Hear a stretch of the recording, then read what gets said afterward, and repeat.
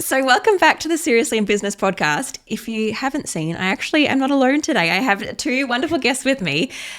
These are my designers from White Deer Studio. So we've got Hannah over here. Say hi, Hannah. Hi, everyone. And this is Vanessa. And they are some incredibly talented designers that I have joining me to do.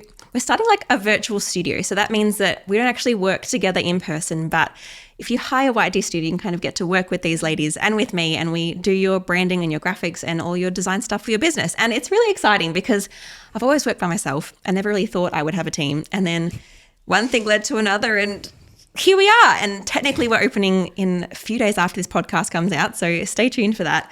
But I'm just so excited, and I wanted to, I guess, let you get to know these ladies because they are so incredible. They have such great stories, such a great passion for design, and it's a shame if you don't get to know them. So I wanted to make this really fun. These girls have never been on a podcast before, so this is something brand new for them, and I'm excited to be the person helping you on that journey.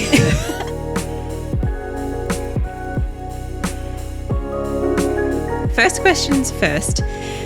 When I first introduced these ladies on my Instagram, I asked them a few questions, and one of them I was not happy with the answer, and so I really want to kind of get down to understand what that problem is.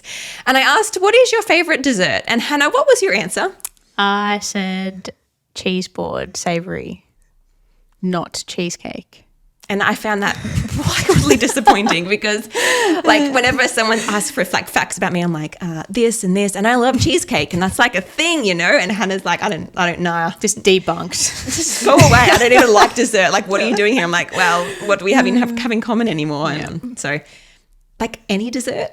I don't mind small portions. I think what I don't like about slices and like cakes is they're super heavy and super sweet. So like I'll eat a block of chocolate or like a cheese board, some fruit, like that sort of thing. But I wouldn't eat, like I struggle to eat a slice of cake or something like that. You could just give it to me. Which is weird because I loved it when I was a kid. Like I loved jelly slices, caramel slices. Okay, so you were normal, then you changed. Okay, and then I think I just, grew up. I don't know. Okay. I'm sure it's been fine. It's fine. It's fine. It's fine. It's fine. See, I'm a normal person and I do like cheesecake. Okay. Yeah. What's your favourite cheesecake, Vanessa? Oh, so many. Anything with raspberry and white chocolate, I reckon. Ooh. Anything Sure. sweet. Sure. Sweet tooth. Yeah. For sure. Yeah, it's really great. Yeah. I tried to go off sugar recently and I did a pretty good job, but gee whiz, I miss cheesecake. Yeah, and I all can sorts of imagine. cake and chocolate. What's your favourite cheesecake? Marble cheesecake from the Cheesecake Shop. That It's so actually kinda plain does and sound boring, but it's just perfection. Although they have recently changed the recipe for it, and I'm not. Every year I get it for my birthday, and it's just slightly different every year, and it's getting worse and worse. But That's so sad. It's still amazing. So we're going for it. Okay, so let's get into some design conversation now. When did your love of design really start? I'll go with you first, Han. Sure thing. I've always been creative as a kid. Yeah. Like I've loved, just designing. I used to love designing houses, like that sort of thing. Yeah, not where my brain works. Yeah. 3D spaces and not. Okay. So I love that sort of thing. Anything art, like I loved art class. And then, even in high school, I did visual communications and loved that. Yeah. Unfortunately, I attended more of like an academic school, so it wasn't something they encouraged or so it was kind of like I pursued other areas, not so much like creative endeavors, that sort of thing. I've always had that side, and I think like I did an Illustrator course out of school that like just to self-teach myself. I feel like I should re-explain that. Can I start again? That makes sense. So I did an Illustrator course outside of school, like in my own time, just to self-teach myself. And then the rest is history. There you go. Yeah. Design is just catches you and you're like, that's now one of my favourite things to do. Yeah. It's so wild. All right. How did you get into design, Vanessa? Yeah, as Hannah said, I was always a creative kid growing up. My dad did photography as a hobby. My mum is a teacher, so she had a lot of I creative never ways. connected those dots. Yeah, she had a lot of creative ways and loves to draw and make things interactive. And so I kind of grew up in the creative space. My grandma's a painter, so I often went over to her house and painted things, which was wonderful. And ended up going to uni, Bachelor of Communication Design and Business. And the rest is history. That's such a great way to put it. Yeah. I always like to say that Vanessa has a better design degree than me, but I don't know if that's true or not, but I feel like your uni was better than mine. But it's fine. It's just Swinburne. Yes, that's Plug in. my course doesn't even exist anymore. It wasn't good enough. right. Hashtag not sponsored. All right, that's so good. Okay, and so we work with a lot of women in small business, and I think it's totally different working with small businesses than it is to working with large corporations and like huge businesses that kind of you're working with a team and then no one's really like seeing all the actual things. Why do you love working with women in small business? What do you think makes that work really well? I'll start with you, Vanessa. I think I just love that personal connection that I personally have with women in business, particularly running a small business for myself and then being employed by other women in small businesses. And I think that there's that personal connection that you have with these kinds of people. You're able to kind of sit down, connect with them, just like on a deeper level, I think. Yeah. That's really beautiful. What about you, Han? I just love seeing women have dreams and kind of like a vision and seeing that come to fruition. And I think like being a business owner myself, like understanding that people have dreams and just seeing that come to life, especially in design, I feel like it really solidifies everything. And then, just seeing the women, like female entrepreneurs, get excited and confident about showing up with their brand. And I think that's what I really love seeing and being a part of the process. Women. Yeah, exactly. Definitely right. love, like it helps with the love of what we do. And I love that. That's so true. I like those are great answers. And they just get excited. Yes, they get excited at things and like you send something back and they're like, wow, that's amazing, because it's actually like when you, like as all of us run little businesses ourselves, it's like your heart and your life is your business, and when someone actually can create a graphic for that looks really beautiful, it's like, oh, that feels like it's me and it's special, and that's actually it contributes to their success so much, and it's just so cool to get to be a part of that. And it's just so much fun working with women as well. I just love, I've worked with a handful of guys in my life, and if you're a guy watching, I love you, but I just work better with females, especially in the design stuff, because it's such a personal, like visual thing. I think it's just because I'm the same. Yeah. I've got a couple of friends that are ladies that love designing for guys, but most of us usually love women because I think we just got a similar design aesthetic, and it sort of just flows easier and a similar way of communicating, I guess. But it's so good. I love it. I love it so much. Okay. And so what is your design philosophy or approach when it comes to working with your clients? Like, how do you ensure that what you design actually aligns with that business and that brand? Do you have any ideas, Vanessa? I think it's helping them understand what the benefits of good design is. Sometimes you can approach certain clients and they're like, I love this idea. Can you just make this better? Yeah. And they have a certain direction that they want to go in, and they have certain color palettes and things that they love, but it's not exactly targeting at their audience.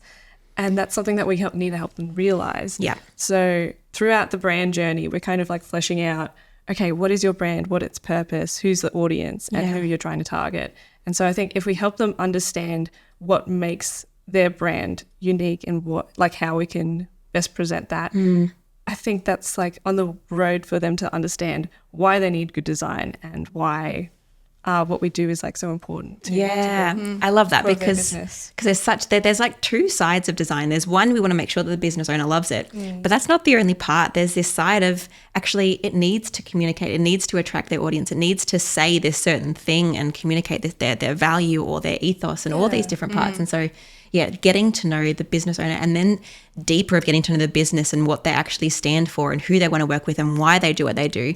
You can, like, people just like, design doesn't really matter, it's just a pretty thing. It's like, no, we're actually subtly communicating so many different layers, and sometimes it's not always clear. Like, you could look at a logo and you can totally miss the point of it, but you can also look at a logo and be like, oh, I see what they did there, or I see why they chose those colors. And like, I don't know if non-designers do that as well, but I think to some extent we all like can look at a business and kind of start to understand like what kind of people do they work with, what kind of price point are they, just from the way they look. So you're getting to know the business is really important to getting that deeper level of understanding, to make sure it actually aligns with the vision of the business rather than just creating a pretty picture for them, which anyone can do in 2 minutes. Like, I can make you a logo in 2 minutes, like, done. But that's not going to be strategic for your business. Do you have anything to add, Han? Yeah, I was going to say like a non-negotiable for me is a brand strategy. Like, I think it's pretty much 100%. Like building a house without like a slab or like a plan to even begin with, or a framework. So I think in the same way, a brand strategy or just having an idea of who your target audience is, what your goal is, and what you're trying to communicate is a big step in going the right direction. Yeah, that's so true. All right, Han, this one is for you first. Oh, okay. When do you feel the most creative? This is...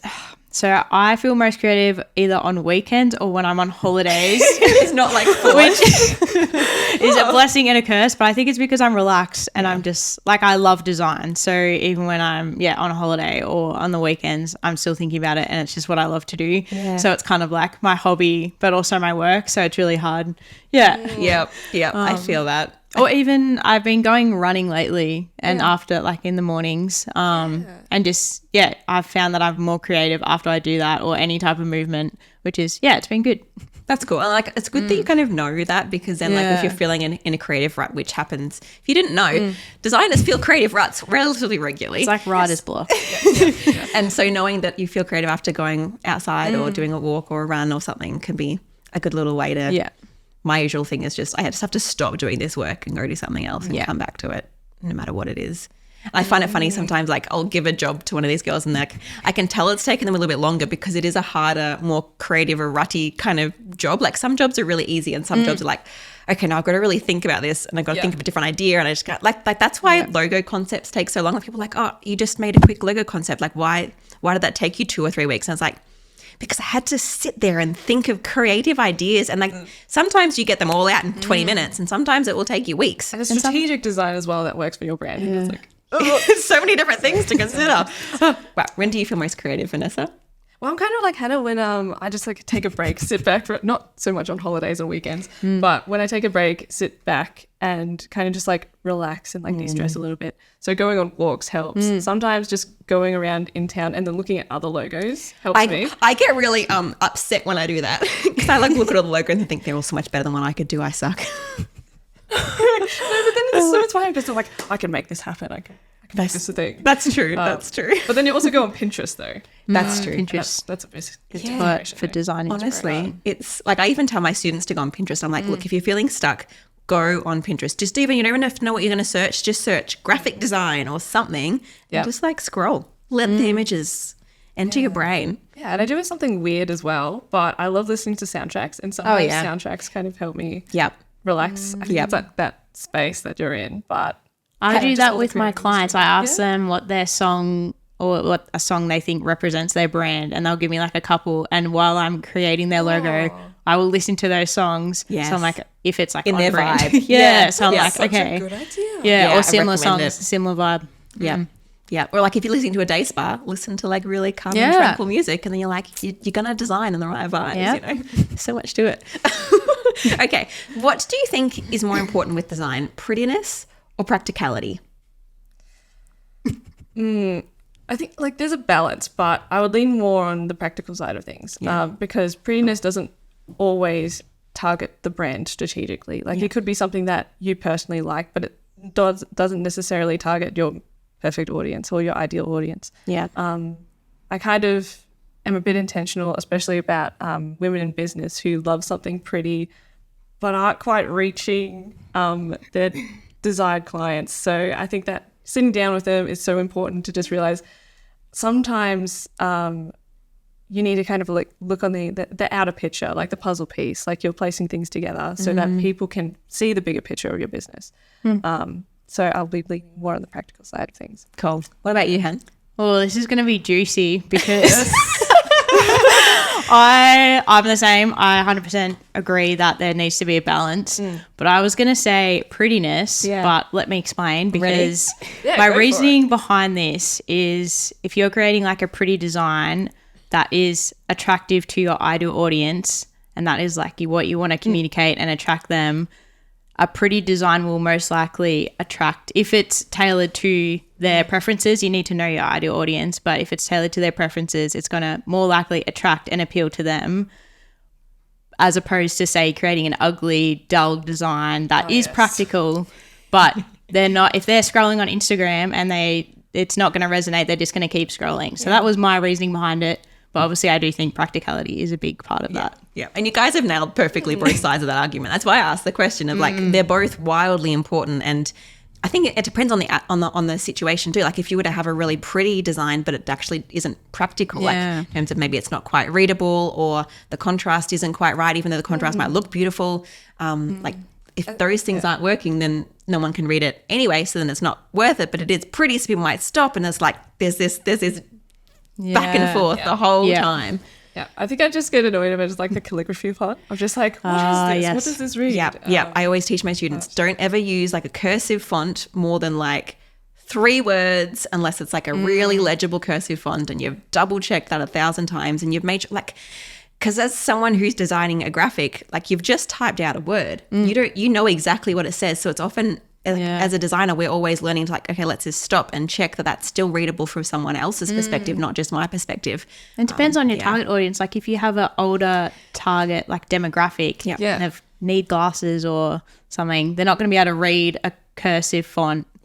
On a screen. But that doesn't mean that you can't use those elements in other places of design, because brands, I think most often people think that it's just the logo, but it's not. It's like the colors, it's the fonts that you use. It's the elements, it's everything. And like you could have a beautiful cursive font along the outside of a design that isn't actually a communicative feature. It's just a beauty aspect of it, the prettiness aspect rather than the communicating aspect, and just making sure that the main text is readable, then you're fine. Use the cute cursive text, you know? Like one of my clients, Ash, we use like heaps of cursive in the background of a design. It's not really there to be read at all. Like I would be really surprised, to be honest, if anyone did read it. But it's just there to be beautiful. Have a kind of that aesthetic to it. So in conclusion, a balance is best. Oh, you heard it. That's what we do. Yes. Come work with White Tea Studio. Okay, flipping to less design stuff now. I want to just get a bit of an insight into an everyday day in your lives, because these girls also have other things going on in their lives. They both have like their own businesses as well as working for me. And so there's plenty of things kind of going on. So like, what's an average day in your life look like? Are we going with me first or you? You can go first. I still want to hear about the sheep, but... Well, they don't feature in this section. I can though. We'll be hearing about sheep at some point in this podcast, so stay tuned. Yeah, I have a photography business aside from working with Jacqui, which is really exciting. So my schedule kind of varies a lot depending on when those photo shoots are. Majority of the time I either schedule them early in the morning or kind of mid-afternoon, and then working with Jacqui fits in midday. But amongst all that, trying to squeeze in a bit of like myself time, a bit of work-life balance. So just kind of like going outside, working with mentors and mentees, and reading, getting outside, getting active. Nice. Yeah. Do you have any pets? I used to. Yeah. I used to have a dog that I used to walk every day. But I'll need to get a new pet, I reckon. Really? Yeah. It just seemed like so much effort. They are. Don't do it. Yeah, I used to have fish, and then the fish kept on dying, and then I got so emotionally attached to them each time, and like I have little funerals for them. I put them in a little matchbox and buried them in the garden, and it just got too distraught for my poor little soul. But sad. So now I don't have a dog either, because that would be so sad. Anyway, moving on. Yes, but going on with fun pets. Oh, well, I was going to explain my day in the life of. I just needed water. That's fair. We'll go back. I feel like mine was way more detailed than yours.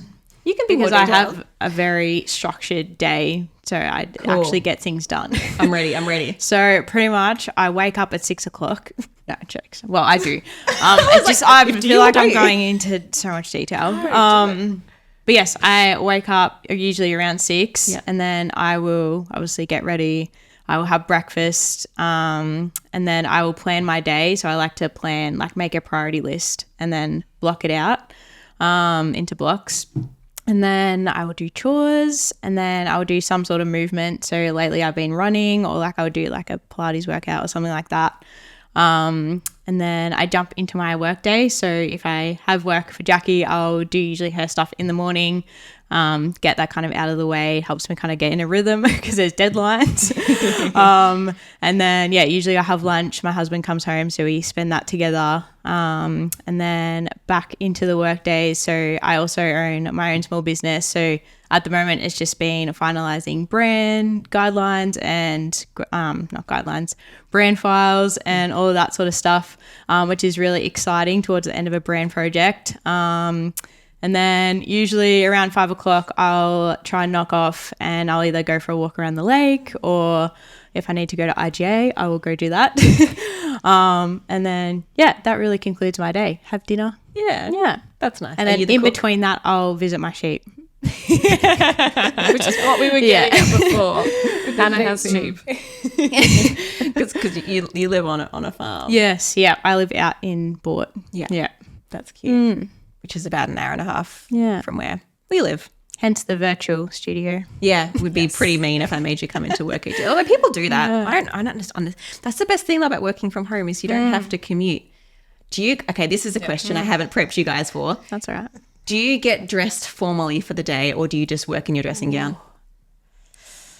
I don't work in my dressing gown, because I feel like if I work in my dressing gown, then productivity just goes down the window. Interesting. I have heard of this theory before. Yeah. What about shoes? My coach says she has to wear shoes while she works. Otherwise, it's not like. I don't have to have shoes. Okay, good. I thought that was weird. Sorry, I have like my standing up desk and my slippers on. Do you have a standing desk? I do. See, Lucky. That just makes me feel sad. The idea of having to stand. I wanted to work, like when I got a job first out of school, I wanted to make sure I wasn't a checkout chick, because I just couldn't stand the idea of standing for so long. And if I was going to be a checkout chick, I'd have to work at Aldi, because they let you sit down. Ah, yes. I really hate I standing. love that. I didn't realise that. So I really admire people with standing desks, or even those like walking treadmill ones. And I'm like, I'm not that person. Oh, no, I'm not that far. I tried that once. I just used my actual treadmill and just put like a plank of wood across with the handles. handles. Yeah, and I got kind of dizzy. Like, it was all right. It felt so weird though. Yeah, like I was like in two places at one time, and I was like, because as a designer, like, working on on the street, just like usually if I want to focus, I have to sit down and focus. Yeah. So like walking. I was mainly doing social media stuff. I wasn't designing, so it wasn't like a thinking. Because I'm like, exercise. Could you like? Because often with design, we're like moving things pixels by pixel and like choosing the things. Like, could you walk at the same time as doing that, or is it more like a typing or a? I don't know. Look, I did it once. Haven't done it again. And what's your thoughts on clothing while working? I'm a mood person, so it depends what mood I'm in. So if say I'm in a rut and I'm just like, okay, like I just need to wear something that'll help me get in the mood, I'll do that. But then if I know, like say I'm creating a logo and I know I'm going to be sitting down at my desk all day, I'll usually just wear trackies. Or it depends if I'm doing social media stuff, if I'm filming. That if you need to actually look nice for things. Yeah. My go-to is just like a nice jumper over a really dodgy t-shirt and trackies like I'm wearing right now. It was mainly trackies, Yeah. Trackies are just the best. I'm glad we're all trackies. Yeah. Definitely. As long as I look good from here, no one on YouTube knows. It's all fine. It's all fine. Okay. So my next question for you is, what is the favoritist, I'm going to use that word because I think it's legit, your most favorite design project you've ever worked on? Ooh, this is a big one. Ever worked on? I brought up this brand. It was beautiful. I absolutely was so proud of it. It was kind of like a new launching women in business, and I just took it from like the ground up. And I was so excited. So I worked on a brand. I worked on a logo, colors, fonts, everything from like start to finish. And then even got to work on her social media side of things. And so getting that up and running. So I have a background in social media management. And then getting that from the ground up, she was actually able to like launch her physical business within, I think it was like 2 months of us working together. And then actually get her ideal client like almost straight off the bat. And I was like, yes, this is such incredible. I was so excited. So I was definitely really, really proud of that brand. I think there's nothing like presenting a brand that you're proud for, and then the people, the client likes it, the client loves it, the client is also proud of this brand, and then we're just working as a team to kind of flush it all out, strategically place it on yeah, That's so cool. brand. People say like, Jacqui, why do you think you like design? And I'm like, I actually think it's because I like approval and praise from people. And then when I send them a graphic and they love it, it's really great. It's a lovely feeling. Less good when they hate it, because that happens too. Like, you're allowed to not like the designs we create for you, but when they love it and when they take it, and then when it becomes their business and they're just striving, it's like, I helped, I was a part of that. That's so cool. What about you, Han? I have two. Yep. So my first one is one of the brands I did with Jacqui. It was just like a super fun, like bright colors, vibrant, lots of different like icons. I absolutely love working on that. So I created like social media templates, business documents, presentations. So many business documents. Yeah, it was so fun. I was very though, glad I had your help in that project. Usually I'm like a simple, like timeless sort of aesthetic. But to work with like a brand that was, super fun, and just, I was like happy the whole time I was designing. And then my second one would be my current one. So I'm currently working with my own client. She is a rural brand photographer, and similar to Vanessa, from the ground up. So her whole brand strategy, logos, and design, along with like other deliverables. It has been, an absolute pleasure to work with her. Like, I love her brand and just her vision for it. So it's been super exciting to work with her and see it come to fruition and all come together. So beautiful. All right, so working with a client is really great, but I think clients often feel very nervous because they're handing over their whole business to practically a stranger. Hopefully we don't feel like strangers anymore after this episode, but there's this element of, okay, so this is my business and the way it looks is really important, and I want to hire a professional, but I don't know that I could trust you, and how can I make sure that my ideas are heard and that what I want is something that's there? And how do we make sure that we as a studio, I guess, are listening to the client? Let's pretend it's for a branding project. So I think they're the biggest projects. So I really, really need to make sure that the client is so heard throughout the whole process. Vanessa, could you step us through like the different stages and ways that we make sure that we're communicating well with our clients? Yeah, so we have for our White Deer studio that hopefully after this podcast is released, will be launched. And we have like a step-by-step process that we have embedded, that we're able to kind of like get to know the client and really focus on empowering those that we work with, having fun at the same time, of course, but also collaborating with you guys. So it's not just about the forms that we use, although that will help us to kind of better understand your business. It's about kind of that face-to-face communication over Zoom, of course, because we're an online remote business. So we have a lot of Zoom calls, we have discovery calls of really delving deep and fleshing out your business. And that's something that I absolutely love. The initial chat of just like, oh, you have so many great things that we can possibly embed in a logo, or the colors, or color palettes and things like that. I think it's just so good having that actual discussion, because there's so much you just can't communicate in a form. It's like, who is your target audience? And it's like, oh, now I need to write that on a really long form. It's like, no, let's actually just discuss this in person. You can actually just share with me your heart behind starting the business, or your heart behind your target audience, and why you love serving them. And then we as designers can get such a better idea of what you're about and what makes you tick, and it's actually much more personal. Yeah, it's much more personal, and we get to see the heart behind what you guys actually love about your brand and why you guys are so passionate about your brand. And that's what I love working with people. I'm obsessed with working with people, but that's why we also kind of get your feedback throughout the journey, in terms of like certain points of, we'll ask feedback from your point of like, what do you think of this? Where do you feel like we're at in terms of our design process? And so we'll be asking you these kinds of questions of, how do you feel about this design? Whatever, rather than be like, this is all of it and now it's finished now, bye. And it's like, no, actually you get to get to be like, no, this is good and this is bad, or this is good and this is horrible, or these are all really great, can you direct me?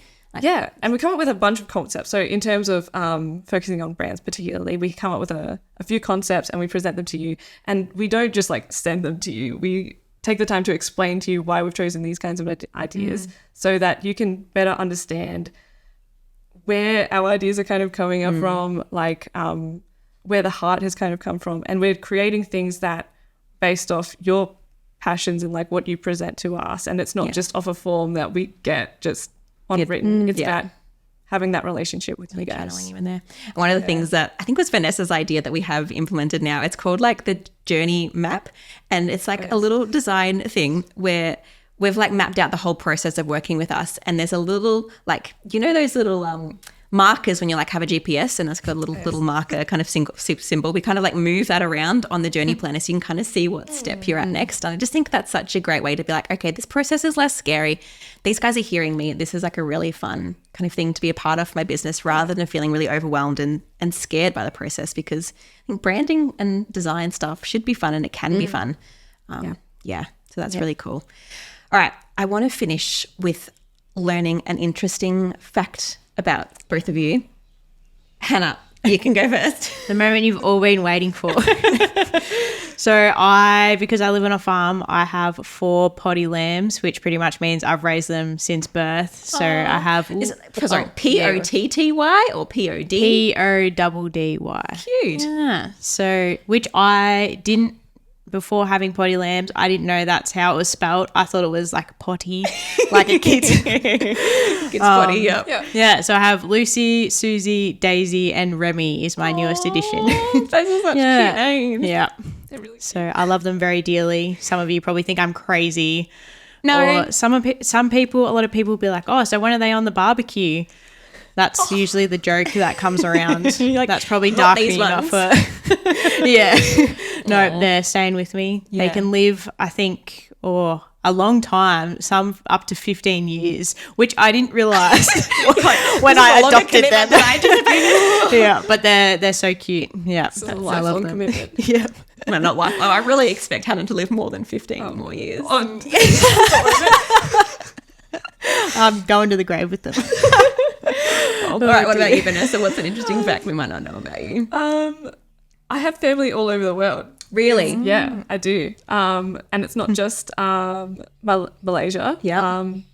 So half of my family is in Chng, which is Cat City, which is fun. So there's a lot of cats. When she went there recently, she brought me back a little cat souvenir. It was great. My daughter loved it.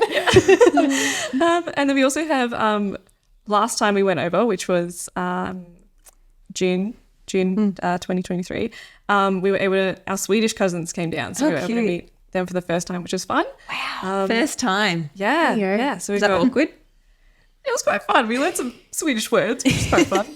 But I only took away fisk, which is fish, apparently. So I mean, that's an easy one. I think we were in America. I haven't visited those cousins yet, but we're still in contact with them, and New South Wales and For those who don't know, New South Wales is only a few hours drive away from here. Yeah, it's not that far away. Bit different from Sweden, but I guess it is still all over the world. Like the world can be the same country. Yes. And China. Oh, cool. That's nice. Yeah. That's right. I don't think I have anyone in a different country. Far less interesting. Far less interesting. And Ireland. There you go. That's where my the other family side. originated from. So did Sam's family did. There you go. Yeah. We're a little bit Irish. We should go visit them then. That's classic. Okay. Love it. To finish, I want to know one piece of design advice you might give a small business if they were just trying to establish their online presence. Do you want me to go first? You go first. I feel like you've got an answer ready. Yeah, I do. I remembered it. Didn't even have to look at my notes. But I was going to say, make sure you know your brand and what makes you unique and your target audience so that you can design from a space. Yeah. Of that. That was terrible wording, but oh well. I always recommend them making personas because that helps us kind of flesh out what exactly your target audience is. Because then you have a visual person that you feel like you're talking to, and it makes it so much easier in designing because you know who you're designing to. Yeah. Yep. Is that your tip too? No, my tip, well, it's sort of in line, but not to be focused on just one particular design that you like. When you come to a designer, we'll obviously kind of come up with our own ideas, and if you're trying to create like an entire new brand or a rebrand, for instance, I think it's kind of important to not be like focused on the colors or just be like focused on like all of these different things that you want. Like obviously you have ideas and that's awesome, but to not just be like constride like just holding on to this one idea even though it may not be the right strategic move for your business. Because like some of the time like it might work for your business and then we'll obviously say that it does, but then sometimes it's not the best for your business because it's not quite targeting your audience. And I think that's kind of what Hannah was getting at, is to fully flesh out who you're targeting your products, also your services to. Yeah, I think that's one of the things about hiring a designer is you can be like, these guys know their stuff. I can actually I can bring my ideas, but I can also trust them to take my ideas and then move them in the right direction that's actually going to help my business, rather than if you choose to go the DIY route, thinking about those things and having it all decided for yourself is really great. But if you are choosing to hire a designer, like using our team, then having some ideas, but also holding them loosely enough that you can let a professional be like, actually, I love this, but have you thought about this? And you're like, oh, actually, yeah, that could be so much better. Thank you for suggesting that, and I can see that that could actually work. So, yeah. And I think a bit about like the White Deer Studio is that we give you guys feedback on your brand of what you can do next. So we don't leave you guys just hanging at the end of your journey, and it's just like, bye, giving you a logo. We're actually kind of like, here's some advice. Yeah. Here's some things that you can take on to grow your business. Yeah. It's a whole design, because design is just so holistic. It's not just about that pretty picture about like you can make a quick logo in Canva in 2 seconds. It's so much deeper and more holistic in that. So that's really It's cool. an ongoing thing. Oh, there's so much ongoing. Sorry about that. It's a bit annoying that it's ongoing, but it's true. Like if you've got any sort of visual aspect of your business, it's always going to be ongoing and growing and evolving and changing, and new things being shared on your social media and updates on your website and updates on your flyer, because businesses are organic, moving things. Yeah. Design doesn't stop at you just getting a logo. Yeah. Design, like, It touches everything. yeah, your brand is everything. Yeah, so true. All right. That's so good. Thank you for joining me today, ladies. Thank you for hand making the trip further than Vanessa, but thank you, Vanessa, for also making the trip Just 10 minutes away. so much further. It's been such a pleasure chatting with you and getting to know you even more so. So thank you for being here. For anyone who would like to work with us, the studio will be opened on the 31st of August. So in the evening, not in the daytime. There'll be a link to join the waitlist in the description. And so make sure you hit that if you are watching this early, or if not, you can head to that same, I'll replace the link at some point, and you can actually head straight to booking us. And so we've got some things in the works already. So make sure that if you do have some timelines you want us to stick with, that you jump in early so that we can put you on the wait list and bring in the schedule and put you into our calendar, because there is so much happening. I'm so excited to show you how incredible the work of these ladies are, and help your business to grow, because as we've talked about so much, design is not just about that prettiness. It's about communicating. It's about making things pretty enough to draw people in, but then communicating those things ongoing and outward and empowering you in that process. And we didn't mention today, but one of the things that we love to do is not only creating your brand, but also creating templates. A lot of the packages we have available is like a set of 12 social media templates, so that we give you those things on Canva with a quick tutorial, so that you can actually use those things ongoing for yourself, rather than having to hire us every single time when I do a social media post. We can actually empower you to create those things for yourself. So much to do, so much to be excited about, and we're so excited to hopefully work with you in the future. So thanks for joining me, ladies. I will see you in my emails very soon. Bye. Thanks, Jacqui.